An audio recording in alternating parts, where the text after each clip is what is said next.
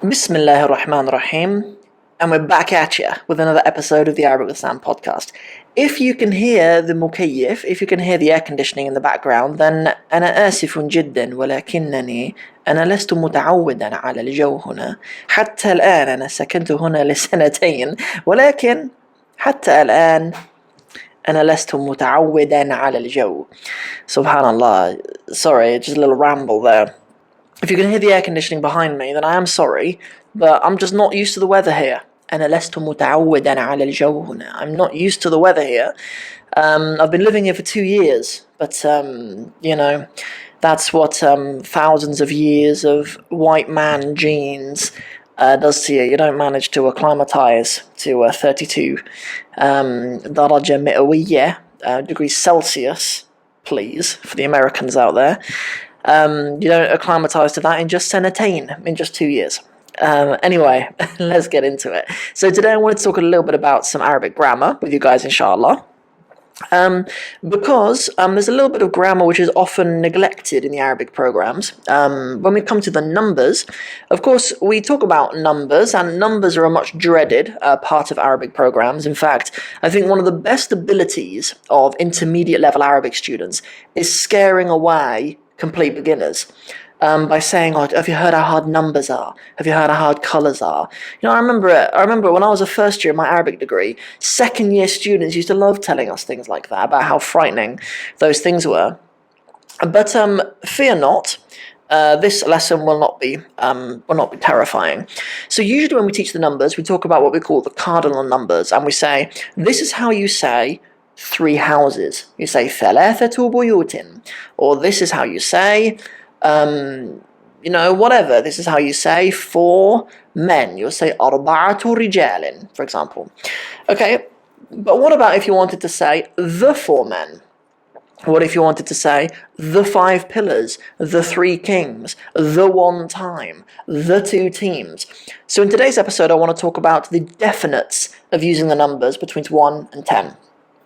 Because usually the programs just teach this kind of indefinite, this like 4 men, 2 cars, and things like that. I mean, 2 has its own rules, which we'll go into, inshallah. So let's go through them from 1 to 10. How would we say the 1 thing, or the 2 things, or the 5 things? And there's lots of these that are very, very useful. So I thought it'd be a very useful episode of the podcast for us to do, inshallah. So, okay, so let's start with the number 1. Okay, if we wanted to say the 1 man, okay, the number 1 in the Arabic language, we essentially just use it as a sifa.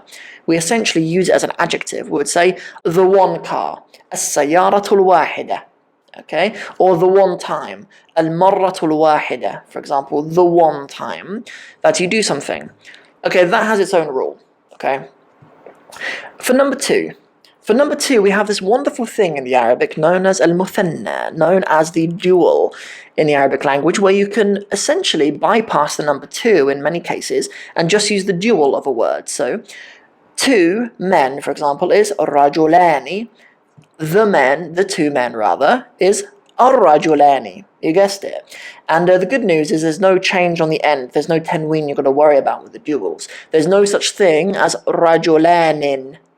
Okay, you don't need to say rajulanin. It's always rajulani or ar-rajulani for 2 men or the 2 men. And that applies to all nouns, really, across all of Arabic. So we have the great joy of, for the number 1, we simply use an adjective, which of course has to agree in gender as well. We have the dual for the number 2. Okay, and then here's where we come to the tricky bit between the numbers 3 and 10. So if I just recap on how we use those numbers in a very typical manner. So if we are saying, for example, ستة كتب, 6 books, ستة كتب. So the number ستة, 6, كتب. There's a few rules here. I believe there's 4. So we'll go through them, inshallah. So number 1, the number must be reverse gender. So for example, a kitab, in this case a book, is masculine, so we must use the number before it in the feminine. I know that this blows the minds, because we spend so much time when we're teaching Arabic grammar telling our students that agreement is very important in the Arabic language, and it is for most of the time. But then when we come to these numbers and we learn this thing called reverse gender, it throws a spanner in the works a little bit. And it only applies to the numbers in Arabic from 3 to 10. No, none others in all of Arabic. It's only the numbers from 3 to 10. So the number must be reverse gender from what we call the counted noun. The noun must be plural, okay, with the numbers from 3 to 10. And only the numbers 3 to 10, actually. Thus, why I said kutubin. I didn't say kitabin, I said kutubin, the plural. So those are the two things we started with. Number 1, reverse gender. 2, must be plural. 3, it must be majroor. Okay, so I said kutubin, right? Sittatu kutubin. And what's the fourth one? It's escaped my memory at the moment, but inshallah it'll come back to me. Okay, so one that is important is the reverse gender one. Okay, the reverse gender one is going to be important here, but the rest of them are actually not, I don't think. So let's go through some examples. So for example, let's do, I was going to say the two sahihs, because that is important in Islamic studies. So we would say as-sahihain, the two, or as-sahihani, the two sahihs. You know, obviously that's kind of a term that we use when referring to the Sahih of Bukhari and the Sahih of Muslim. You refer to them as the Sahihain or Sahihan, depending on what case the Sahihain or Sahihan are. Okay, what about saying the 4 imams? Let's say the 4 imams. So when we come into these numbers between 3 and 10, we're going to keep the idea of reverse gender.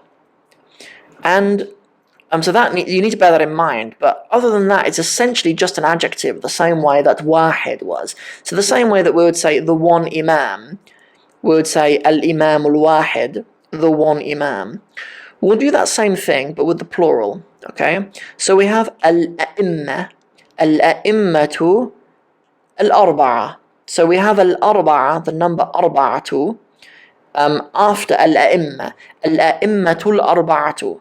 Okay, the 4 imams. Okay, al-a'immatul arba'atu. Okay, here that looks like there's agreement in gender because a'imma has a ta' marbuta on the end, but it's actually because arba'atu is reverse gender with imam. Imam is a masculine word, it's the singular which it must have reverse gender with. And this is the same with the sittatu kutubin that I mentioned.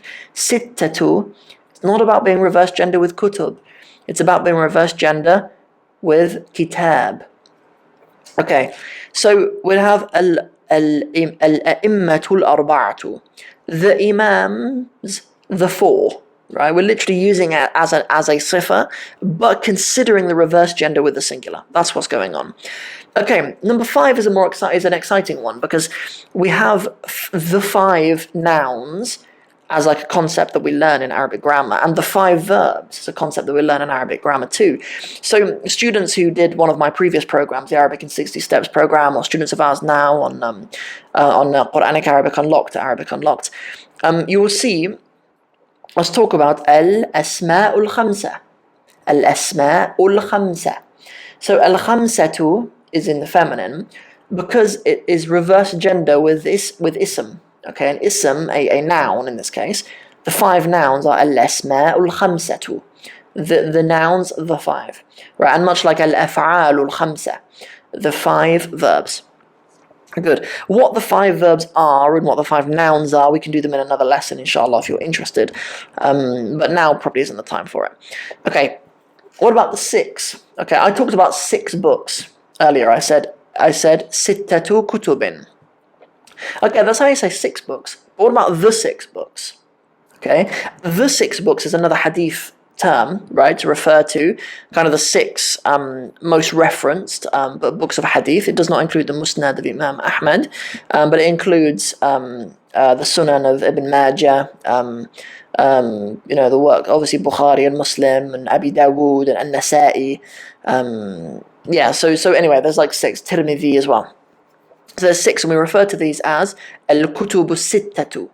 Al-kutubu sittatu. Sittatu being used as like an adjective here, it's like a sifa, but it still has the same principle of being reverse gender. Okay, and then what about the 7? Okay, so we talked about an example with 3, 4, 5, 6. What about 7? So, for example, if we'd say 7, there's actually a song that my son Yusuf came home from school singing. He learned it at school to learn the days of the week. أيام الأسبوع سبعة. Okay, the 7 days of the week.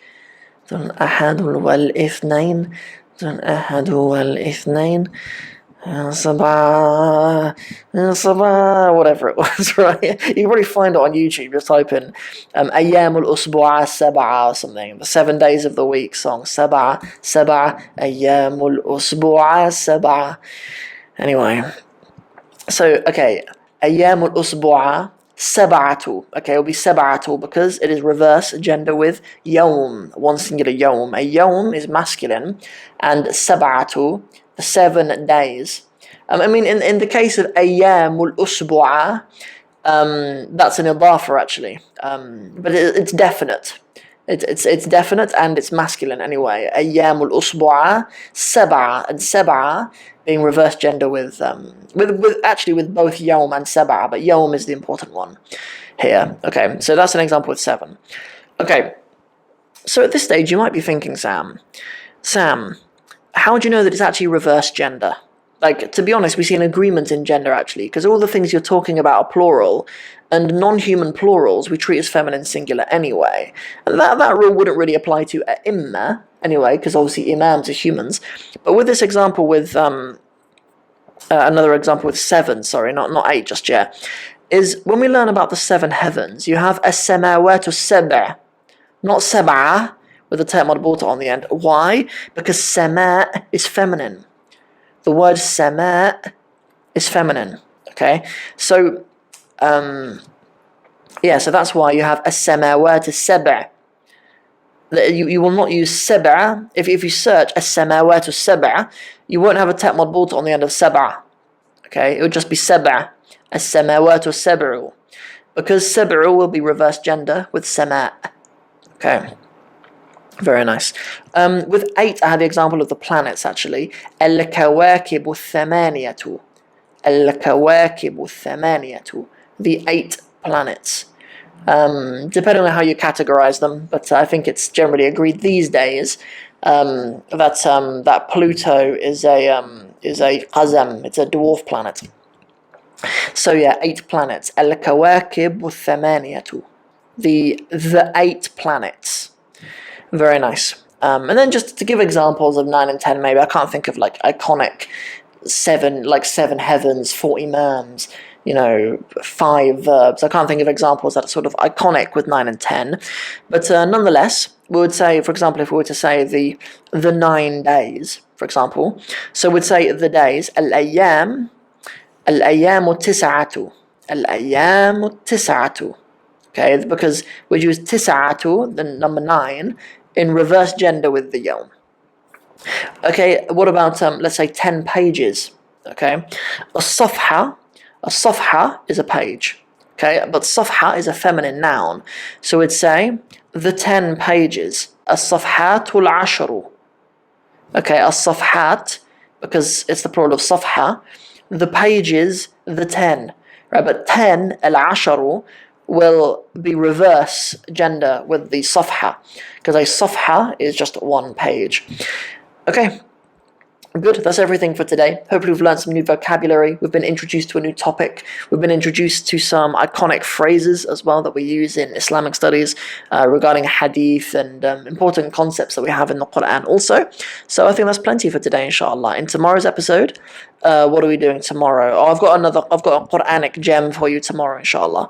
Tomorrow, and something I would like to build a series on. I don't know if it'll be regular, like every Thursday we do this, or every Friday we do this, but something I would like to build a playlist on, inshallah, is sort of expressions, but not really idioms, but sometimes where you see combinations of verbs and prepositions that don't make obvious sense to you as a student, and to go through a number of those, because sometimes you might see a particular verb and you might look it up and still the aya might not make sense. So I'd like to go through some of these kinds of combinations and perhaps some more idiomatic stuff, maybe as well, that aren't obvious when you look up the individual words, and we'll make a little bank of resources for those things to help you guys, inshallah ta'ala. Assalamu alaikum.